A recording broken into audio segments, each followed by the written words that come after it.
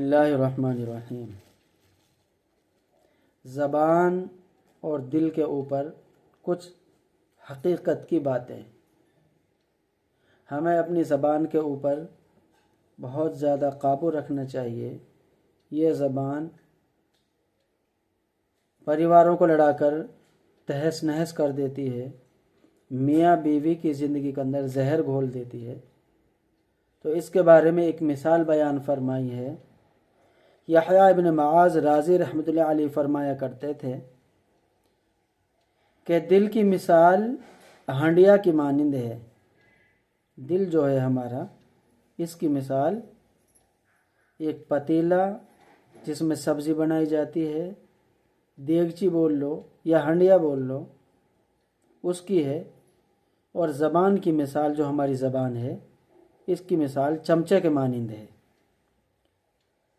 ہنڈیا سے تو وہی کچھ چمچے میں نکلتا ہے جو ہنڈیا میں موجود ہوتا ہے۔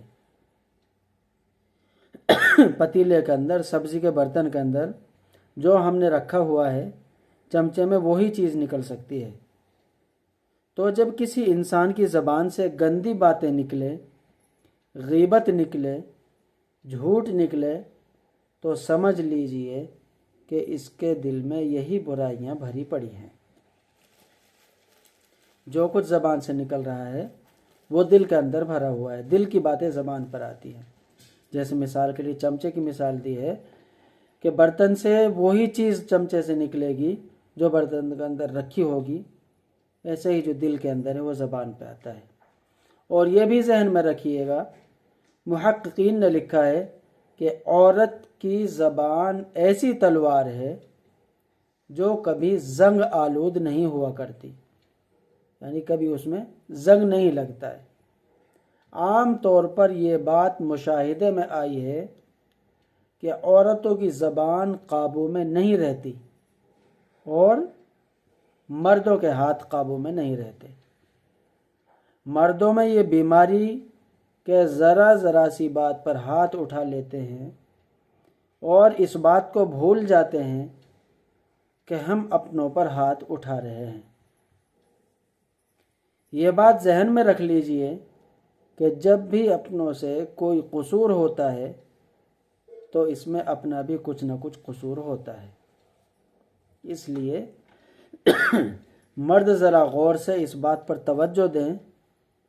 لوگ بچوں پر، بیوی پر ہاتھ اٹھاتے ہیں، یہ ہاتھ کا اٹھانا کوئی اچھی بات نہیں۔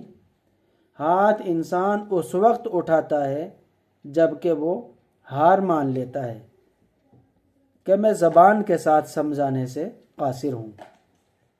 گویا جس بندے نے یہ شکست تسلیم کر لی کہ میں اپنی بیوی کو، بیٹی کو، بچوں کو زبان سے سمجھانے کی اہلیت نہیں رکھتا، زبان سے سمجھانے میں شکست کھا گیا ہوں، تب وہ بندہ اپنا ہاتھ اٹھاتا ہے۔ تو ہاتھ کا اٹھانا مردانگی نہیں، دیوانگی ہوتی ہے۔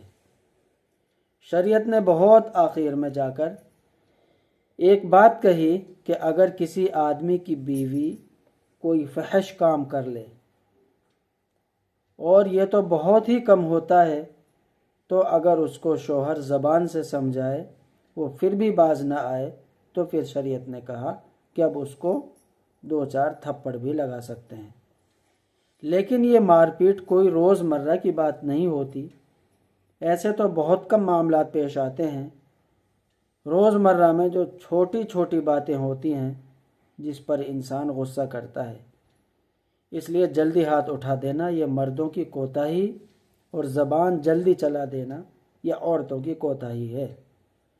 اور کئی گھروں میں تو ایسا بھی ہوتا ہے کہ نہ عورت کی زبان رکتی ہے اور نہ مرد کا ہاتھ رکتا ہے۔